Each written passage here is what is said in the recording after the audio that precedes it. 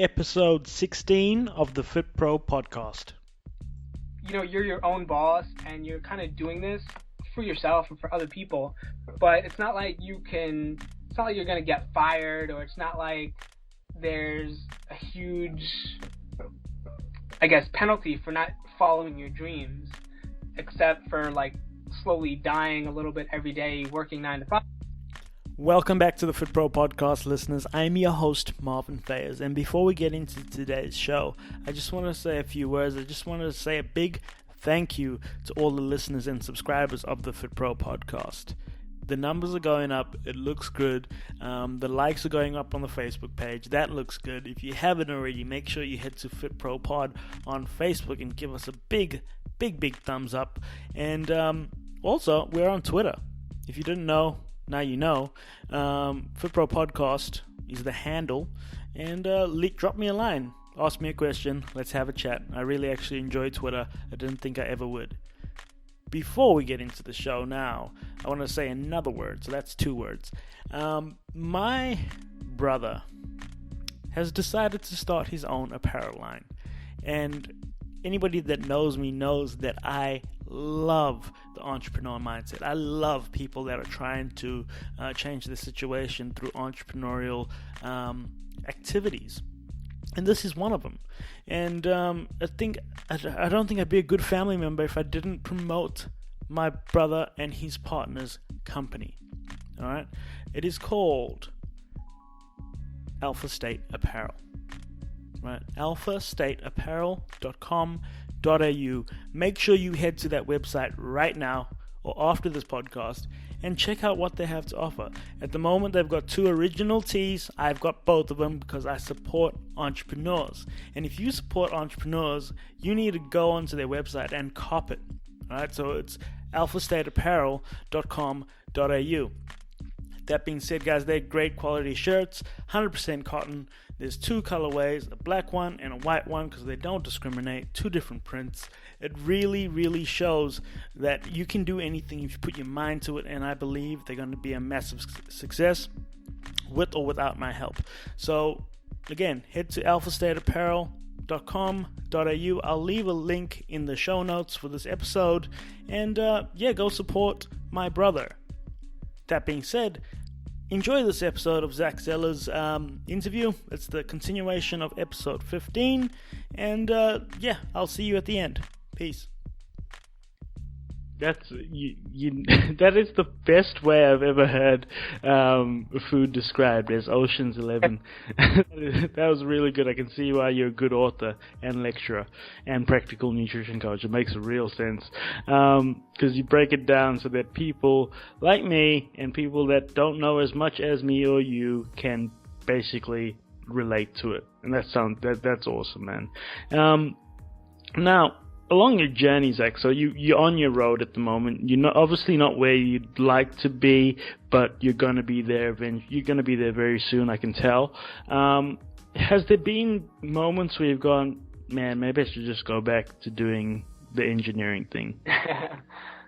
No, definitely not. There's been moments where I kind of... that's a good question, actually. Because there's moments where I think that, I should incorporate more of this engineering thing into what I do, because it's kind of my point of view. I mean, no other nutrition coach really has the experience of being a biomedical engineer, of being Zack Zeller, and that's something not that separates me and acts as a liability, but it's something that I can get a lot of strength from, because being an engineer or just being myself, it gives me a whole different way of looking at the world. And so I remember in the past you were kind of talking about, I think it was with that the British guy who has the kettlebell gym. You were talking about there are a lot of cookie cutter trainers who just kind of read a book in a day and get certified, and then they're good to go. And there's a lot of health coaches out there that do the same thing and kind of tell people, eat this, take this shake, take this pill, watch your macros, and then you'll lose weight. And so that's kind of the same approach they have for everyone. It's not unique, and it doesn't work in the long term because they're kind of missing out on a lot of the psychology and the compliance of it. But anyway, me being an engineer and kind of me doing my thing and bringing that to nutrition allows me to have much deeper insights, much more unique insights. And that's kind of how I stumbled upon practical nutrition, because it was something that really only I could do at the time with everything that's kind of led me up to it. And I guess to better answer your question, when I was leaving college, I was one of the mentors for the fitness and nutrition internships they had. And we have these it's basically a big community outreach program, and I help guide the other people, the students under me, to kind of do their outreach and help the community or the campus in terms of improving their nutrition and fitness. And we give these presentations near the end, and I was kind of giving it on my experience as a mentor to these other people. And the title of it was Until the Wheels Fall Off, because this is something that I'm just so passionate about that I just really enjoy it, that going back to anything else isn't really an option, because it's not who I am at my core. If I did go back, I'd just be that annoying guy in like the engineering office who would like give unsolicited nutrition advice. I don't want to do that. I can help much more people doing my thing and doing this and speaking and writing, helping inspire other people even. So yeah, it hasn't really crossed my mind. Some days have been more difficult than others, but you just have to kind of balance working hard and recovering and being flexible to kind of cross-train and discover new ways to progress forward without burning yourself out. I think that's really the big issue. Yeah, for sure, man, and I 100% relate. I think we're going through the same things. Just I'm doing it later in life, but I go to the gym every day, and I think the listeners can relate. We go to the gym every day, and personally, me being a personal trainer prior, I look at some people in the gym doing the wrong thing all the time, and I go, it's really not in me anymore to go over there and correct them or tell them what to do, because it's none of my business. If that's what they want to do, that's what they want to do. And I don't want to give that unsolicited advice, because who am I at the end of the day? I don't work here anymore, etc. But the better way to do it is now do this podcast and go, okay, this is education, this can help, and it's not like it's coming from a higher point rather than me just in the gym trying to tell people how to do whatever the hell they're trying to do. So it is very much it's a learning experience for me at the moment, and we're always learning. We're always learning, and there has been also times now where I've gone, I could go back, but then I'd be putting myself back in that cage, and I don't want to put myself back in that cage. So I like being out here flying around. Zach, you mentioned it in your intro. In my intro to you, I mentioned EQ, so your emotional intelligence. Yeah. Not many people talk about EQ. The only other person I've heard talk about it is like the Gary Vaynerchuks of the world, or actually just Gary Vaynerchuk, who's very much an EQ guy. Now, how does one assess EQ or use EQ? Yeah, that's a good question. So, basically, oh man, I should really come up with like the system for that. There we go. I mean, EQ, it's really an umbrella term for a lot of different, personality aspects. So, there's being flexible, there's being resilient, there's a whole bunch of stuff. And really, in terms of that, I usually talk more of that more in my one-on-one coaching sessions and come up with more of an individual assessment. But really, that's where the action comes from. So you could have all the information in the world, all the time in the world, you could know how to get six-pack abs in 6 weeks or whatever. I mean, there's products out there that work, that do that. But, you know, you can just find yourself eating donuts and watching Netflix because you don't have this characteristic of high emotional intelligence, which basically, alright, this is like the best way to describe it, I believe. So if you take your hand and you tuck your thumb right against your palm, and then you wrap the other 4 fingers over it, you'll get a weird looking fist, and this is supposed to describe your brain. Now, the thumb in the middle is your limbic system. It's all your emotions and all of that. It's kind of like your reptilian brain, which controls fight or flight response, that kind of stuff.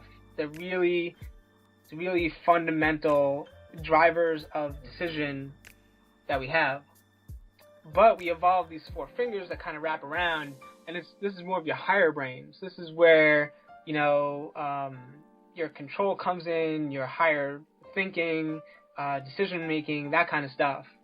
Now, as we go through daily life, we all have the desire to seek pleasure, avoid pain, and fuck. So we have to kind of, I guess, marry the 2 of these brains so that we could still have a pleasurable life without pain and all of that stuff. But we have to do it in a controlled manner. So, for example, we know that exercising, eating right, being fit will do a lot more for your life. Just to name off 3 reasons, you know, you'll have a much easier time attracting the opposite sex. You'll have a much lower incidence of any kind of disease, and you'll just feel good. You'll feel good waking up. You'll feel good going to sleep. Those are 3 amazing reasons. You could fill in more if you like. But that reptilian brain is always thinking, you know, how could I do the least and get the most? And changing my habits is hard. Going to the gym is tough. You know, making sure I eat well is tough. I could just literally, you know, we don't even have to leave our house to eat.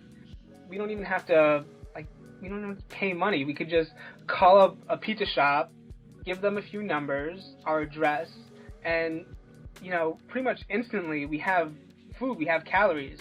We don't have to work for anything anymore. So it's kind of amazing in its own way. But being able to have high emotional intelligence is taking more control over these impulses and emotions, and understanding that while you have emotions should not make decisions for you. That's the takeaway. Emotions shouldn't make your decisions. You should make your decisions based on really what's logical. Now, emotions can help. You can feel emotions. You don't want to be all stoic and, you know, like straight-faced and avoid happiness and sadness and all that stuff, which is kind of the opposite extreme, I guess, that you end up with something like orthorexia that no one even talks about. This kind of idea that you just go to the opposite extreme and you force yourself to work out extremely, doing like doubles a day and fasting and cutting out, you know, all like processed foods and being extremely strict and restricting certain food groups, stuff like that.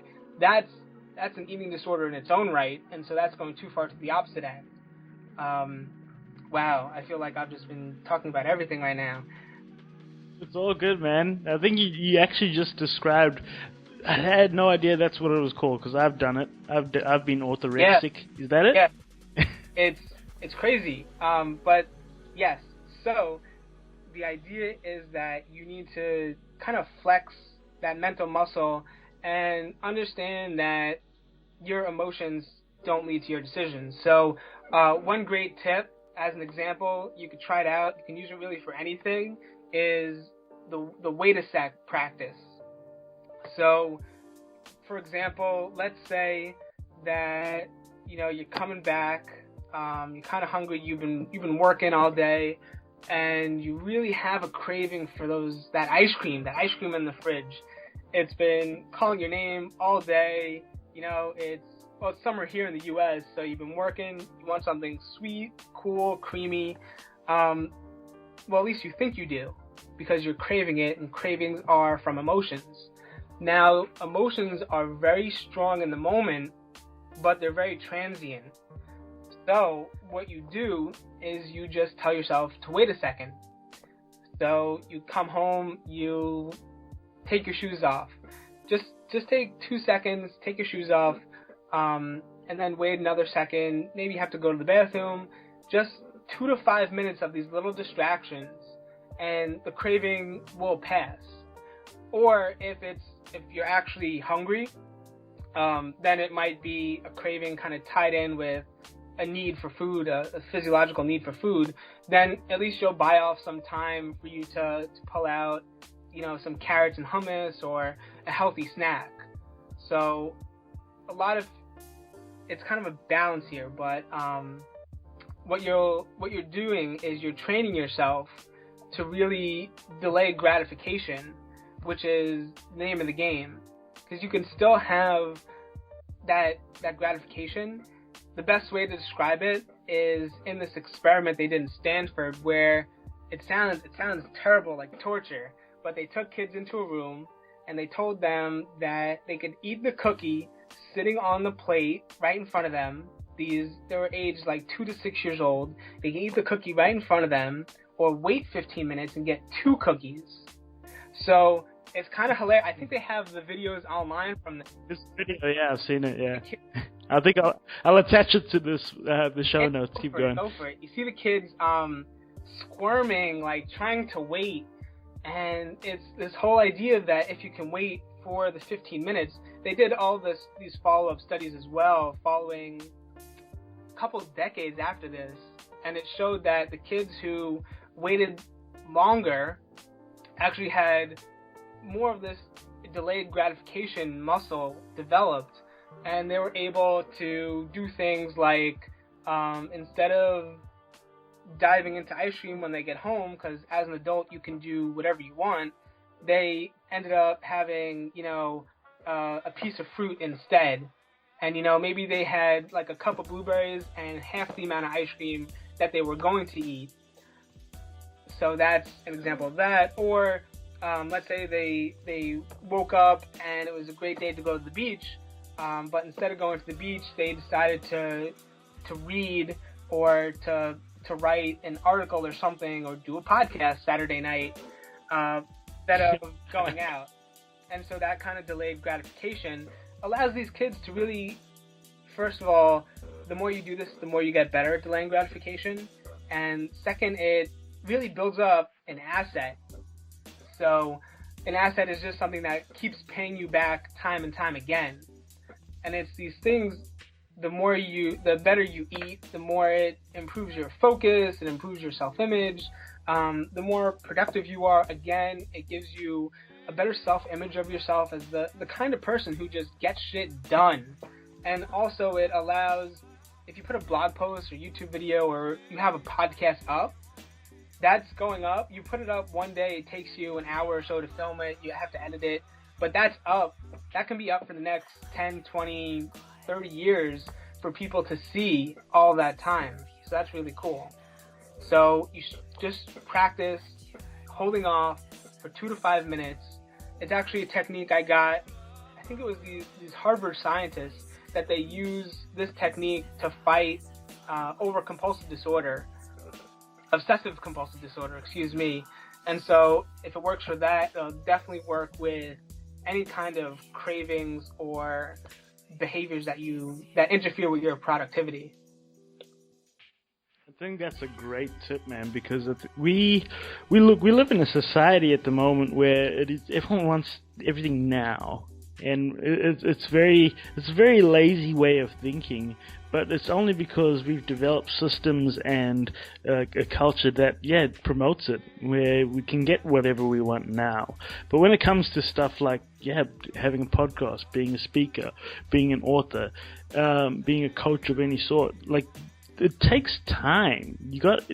Starting a business, for fuck's sake. It takes time. It is delayed gratification. Rather than doing something now for that short-term satisfaction, knowing that in 5 years' time I'll be able to eat whatever the hell I want. I'll be able to live wherever the hell I want to. I'll be able to drive whatever the hell I want to. Versus today, all right, I'm just going to get pissed and get drunk today. Yeah.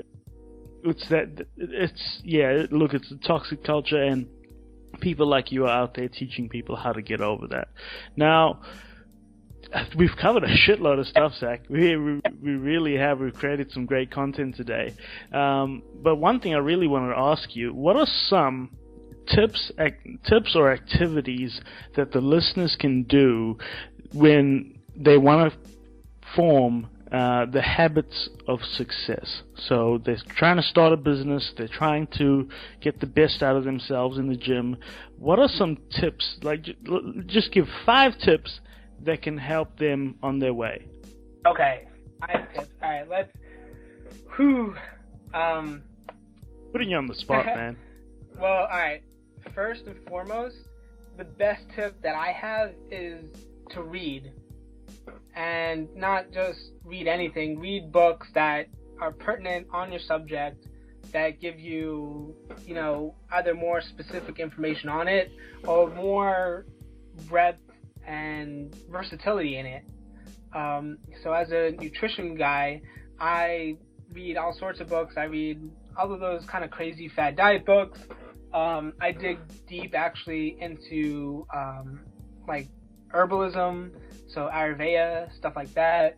I dabble in, I have a lot of freaking books. I'm looking back at my bookshelf to see a few more examples, but I mean, you get the idea. Just keep reading, because if you can read every day and get a little bit more information every day, that's going to, first off, expose you to new ideas. It's going to help you be a better communicator by kind of reading, and subconsciously you get better at that stuff.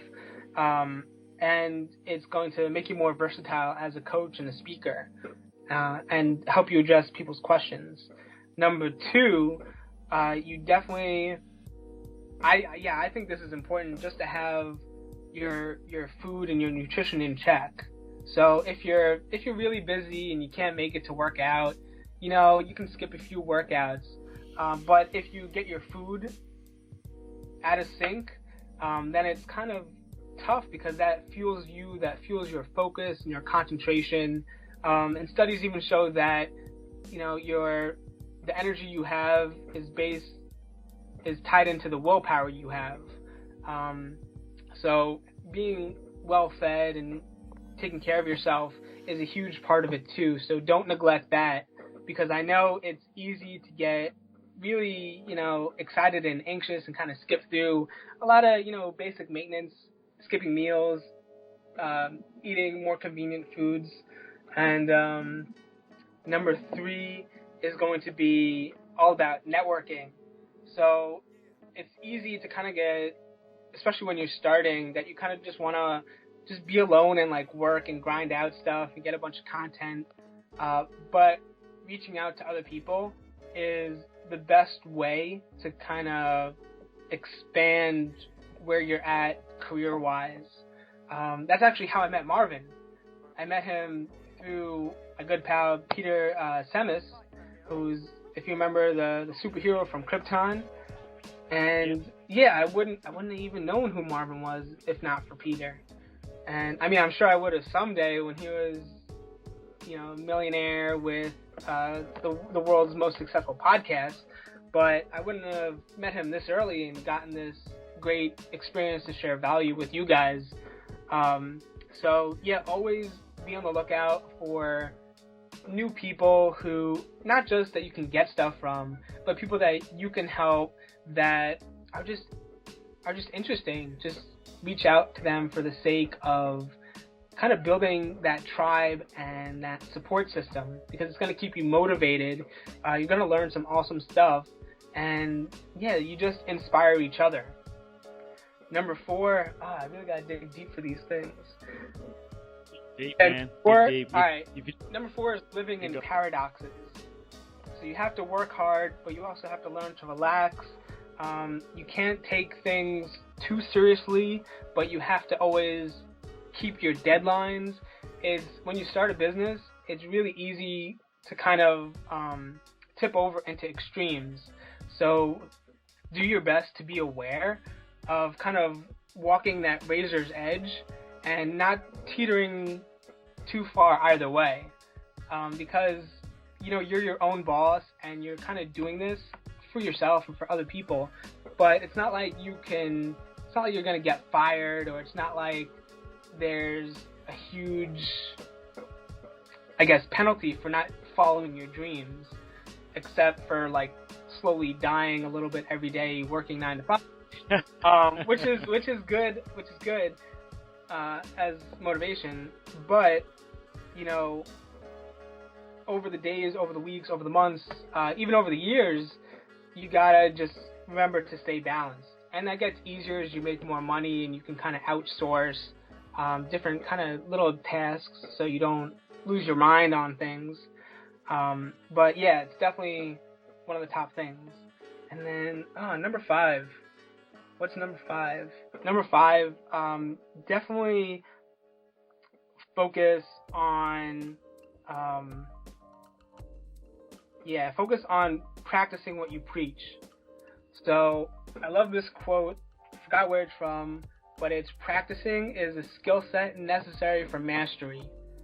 I think it was a few years ago that I found this practice that you just write down 3 things that you need to do every single day, just 3 topics. And so I remember writing down reading, writing, we covered those 2, and the last one is practicing. So really kind of putting yourself in the midst of it is important, especially as you kind of build a business and especially as you get more and more advanced.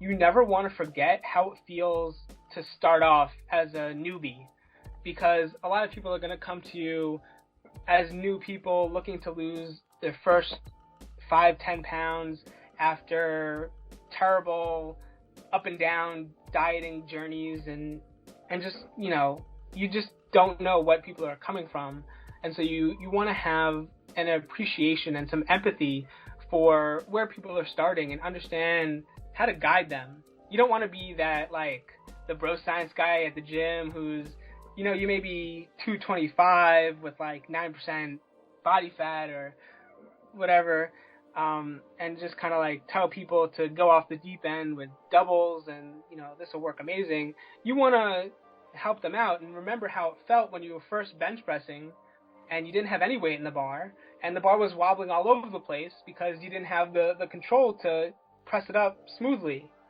You have to understand that, and people will love you for that because it'll make their transition on this journey much easier for them, and they'll really respect you and trust you a lot more because it'll be a much easier transition. And it really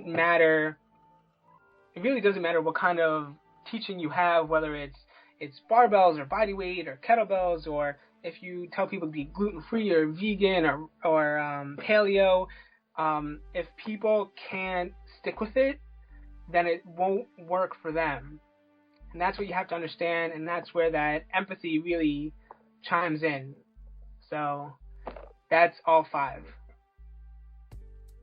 Practice those daily. Well done, man. Well done. I put you on the spot. I pulled it out well.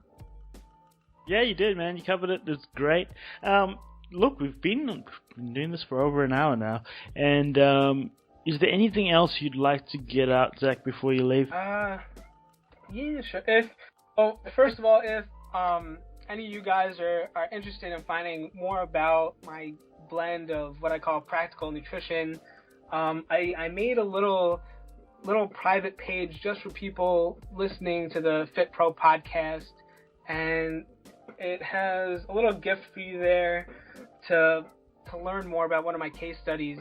And so that's going to be at dailynutritionhq.com/FPP.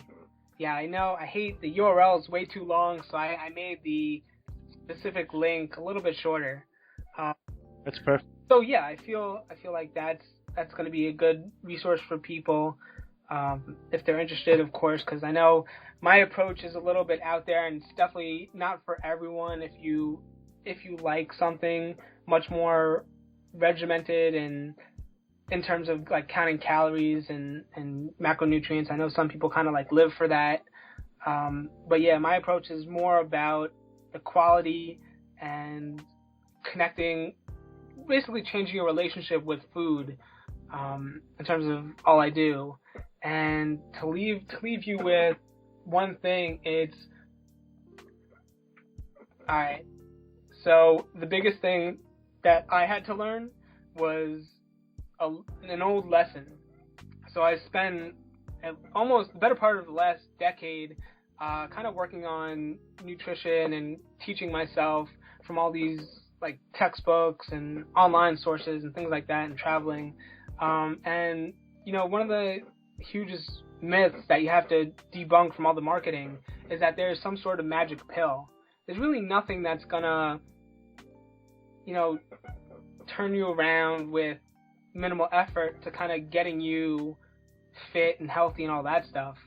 But when I switched from just kind of being a nutrition nerd and a bioengineering major to a marketer and running my own business, you kind of go through that beginner phase again, and everyone's telling you again about, you just do this, you'll get amazing conversions, and you'll be in business in you know, a few weeks, whatever.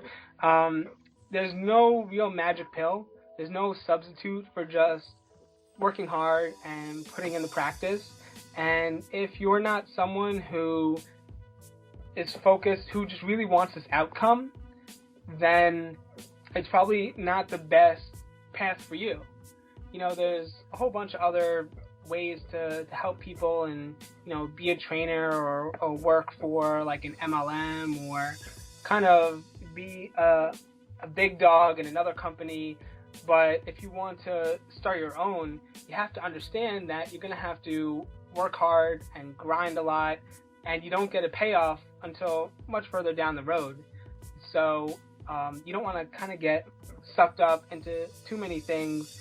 It's a lot of the same principles that go into, you know, losing fat and building health can help you build a healthy business. You gotta do the reps to get the results. Yeah, and man, I think we've created some amazing content today, and I'll have you on the show anytime. Whenever you want to come on, we can do it again. But in the meantime, how can all the listeners find you? What are your social medias? Oh, sure. Well, first off, again, there's the site dailynutritionhq.com. And so that's, put the HQ in there. It's my online headquarters. Looks pretty good. And yeah, I have like Instagram. I have the Facebook group. I'm on YouTube as well. But yeah, you should be able to find all that stuff just from the website. Perfect. Well, I'll leave that all in the show notes so everybody can get a hold of you, Zack. And I think they will really love the content you have. I've had a look at your website. I've seen some of your stuff. It looks great. And if everybody's like me, I do design the show so that the people, my ideal avatar of people that are listening to the show are like me and you. So we should be getting a few people go to your website. Zack, it's been a blast, man. Thanks for coming on. We finally teed it up. It's taken a few tries, but we did it. And look, I loved every moment of it, and we will do it again for sure. And I've been doing this podcast thing for a while now, but I still don't know how to end the damn podcast, man. Yeah, I have that issue too with like YouTube videos. Like, what do you just like? stop recording. It's done. Sometimes I don't know what the fuck to say, so I'm just like, have a good day, or like, stay hungry. One of those, like, that's the way the cookie crumbles, guys. Yeah. I find it is the most awkward part of a podcast is signing off. I have no idea what to say, but I think for today we'll just say thanks for listening, and we'll catch you on the next one. I'll see you in the analytics because I can't see you in real life, but thanks for listening to the show. Zach, thanks for coming on. Yep. Until next time. Until next time, that's all, folks. And before we leave, a word from your host. That sounded cool, right? No, it didn't. Stop that, Marvin. All right. Now, that was a great episode with Zack Zeller. Zack Zeller is one of those examples of somebody that's changed their situation. If you want to change your situation, make sure you are listening to this podcast every Tuesday and Friday, a new episode. And I'm thinking about putting another one in there somewhere just so we can hold you out until the episodes come out. Now, the next episode will be a summary of July. Damn, the year is flying. So a summary of July, that was 2 months exactly of the FitPro podcast. Let me know on Twitter what you think. Let me know on Twitter. Head to the handle is @FitPro Podcast on Twitter, and let me know what you thought. It really, again, the feedback is what I need to make the show better, and let me know if you hate it. Let me know if you love it. Let me know if you want me to get somebody on. Anything you want, just let me know. That being said, listeners, I'm so pumped. That was basically my 2-month anniversary of this podcast, and I hope you can tell that the quality is getting better. I'm trying a few new things, and this is where the communication is important. If you're on Twitter, again, let me know, or on Facebook, let me know, or on Instagram, let me know how I can make this show better. If I don't hear from you, I'm just going to make it better anyway. But this is your chance to influence what happens on the show or the direction of the show. Because this is the people's show. I wish I was The Rock, because then I'd be the people's host. Maybe that's what I should start calling myself, the people's host. If you like that on Twitter, let me know. You want to hear more of the people's host. That being said, listeners, I will catch you on the next episode. Enjoy the rest of your week. The next one's coming out on Friday, and peace.